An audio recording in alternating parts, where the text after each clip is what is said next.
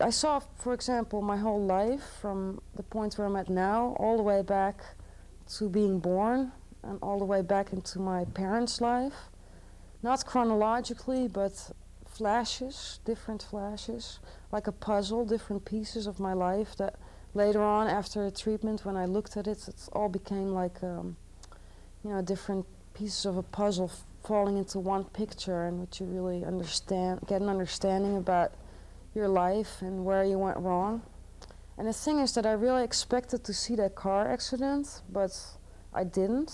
And I really found out that when you're a junkie, you really try to get reasons for why you're grabbing to dope. And I always said, oh, I'm a junkie because I had that car accident, which was a really beautiful reason to have an excuse to use. And I thought when I was going to take the ENDABUSE that I was going to see the car accident. And I found out that the repressed memories that came out during the treatment were more the happy memories of my life than the negative ones. And that it wasn't all that bad as I made it up in my mind, you know, as I went along during this addiction.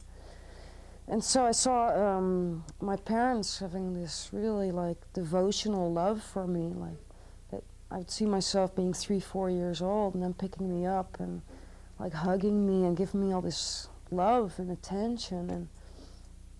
And I never remembered it that way, and it was really, you know, good to see it that way, because it really balanced out the idea I had about the relationship I had with my parents, which was always really negative, and all of a sudden I saw it in a more positive light.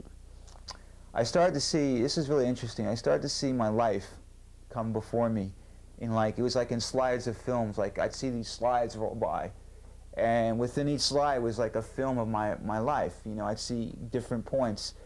And at that time I started remembering things, like I had a memory when I was 1 year old in first grade, I was with this kid, you know, in my first grade class. I had a memory I started triggering all these memories, like I remember my first girlfriend on a platform in a train station in New York when I was 15.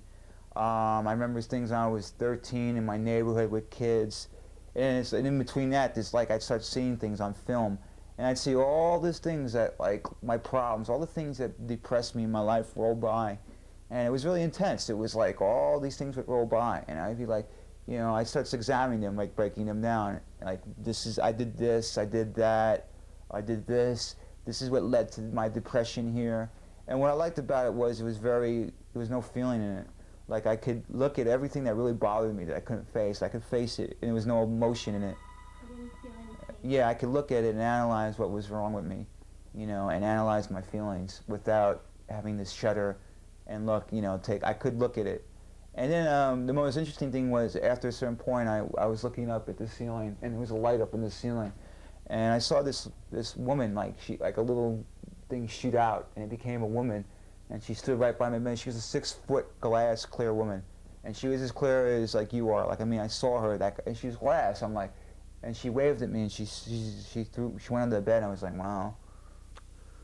When I came out of it, you know, 24 hours after the ENDABUSE, I was hungry, and I was realizing that 24 hours since I did heroin, or 36 hours since I've done heroin, this is when I should be feeling at my worst. This is usually is the high point of your cold turkey for at least 2 or 3 more days, and you're completely clean.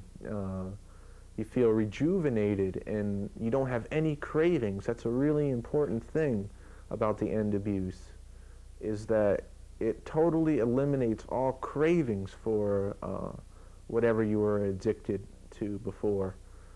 For example, every time I'd kick cold turkey heroin, I'd have these tremendous cravings for heroin. Like I'd just be, even after I went through the cold turkey, I'd just want to, you know, just do a bag just to get over, you know, the lingering pains that you have after, you know, it takes about a month cold turkey really to kick. But with ENDABUSE, the last thing in the world you feel like doing, or the last thing I felt like doing, was heroin. And I had never experienced that. I felt like I had never actually done heroin. And you know, that was something amazing to me. I just came out of the bedroom, sat on a couch, and was hungry. The phenomenal thing to me was that of these 4 patients, all 4 basically remained as calm as a cucumber throughout the entire period of the treatment. They had absolutely no problem as far as what we call reality testing. They were clearly in touch with the environment throughout the entire phase of treatment. At no point did they seem to demonstrate any problem understanding the world around them or reacting in a rapid manner to any question that I addressed. They also showed virtually no anxiety, which I found very, very interesting. They at no point expressed any type of anxiety over what they were experiencing. They generally laid in bed, did not want to move around a great deal because they were unstable in moving around, but basically remained quite calm, laying in bed. Whenever I spoke to them, they expressed absolutely no fear, no anxiety, and in actuality asked me to please come back later because they really didn't feel like talking at that period of time. There was no physical sign of anxiety either. There were no increases in heart rate, no sweating, for example, that would indicate that they were suffering from any discomfort or fear. And this remained true in all subjects throughout the entire duration of the treatment.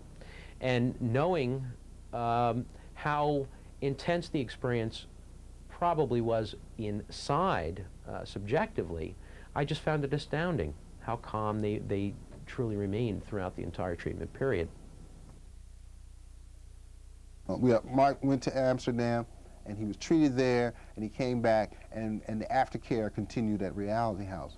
Well, upon being involved in his aftercare following the ENDABUSE protocol, Mark all of a sudden was much more focused and really raring to go. And while a lot of times addicts exhibit the need to fulfill a lot of things in a short period of time, Mark just said, listen, I think I've been at this particular level long enough. I want to improve. I want to know what would it take for me to be moved forward. Well, Mark had to write an extensive self-development plan. Mark had to do a couple of things within the group's boundaries in terms of really speaking about what his substance abuse has been. It's almost like a major presentation in front of the group. Mark did that with flying colors. He wrote an excellent self-development plan which covered 5 areas of your life, everything from his family life issues to his substance abuse issues. And it was very revealing. Luckily, a lot of people had been in the program with Mark for quite some time, were familiar with his history, so constructive criticism was given. I mean, the group process was really wonderful. And out of that, Mark was promoted to another level, which I know would not have happened if he had not had the intervention of the ENDABUSE protocol in Amsterdam. Well, after I was treated, I finally decided to go to art college. So I applied for FIT, and I went to school, and I'm presently, as of now, I finished my first semester, and I think I've done pretty well. I probably got a 3.3 average to a 3.7, somewhere in there. I think Ibogaine definitely did. Ibogaine helped me to get there much faster. It gave me the strength, you know. I could see my objectives, and I could do them, and I could achieve them. I would have eventually gone to school. I think I would. I don't know if I would have been there this quick. What was good was it cleared a lot of the garbage out of my way, and I was able to project and move forward and do the things I wanted to do, because art is definitely what I want to get into. And it's helped me. As of now, I'm in school. I'm doing what I want to do. I'm very happy. Life is not perfect, but it's definitely going where I want to go. And I think Ibogaine is definitely played a major role in that.